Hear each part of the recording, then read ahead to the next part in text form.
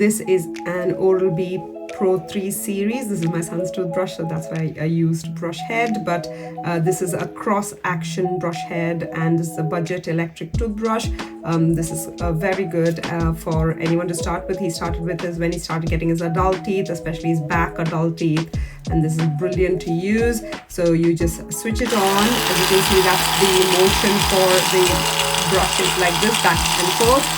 And that's the best technique for brushing. So what you do is keep it towards the gum and then keep it there for 3 to 5 seconds. And in between the teeth, 3 to 5 seconds. At the bottom of the teeth, 3 to 5 seconds. Each tooth, each surface. So you just got to leave it there so that it does the work.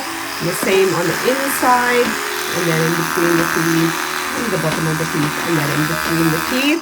The advantage of these is that if you press hard, the red light shows, which shows you're brushing too hard. The budget electric brush.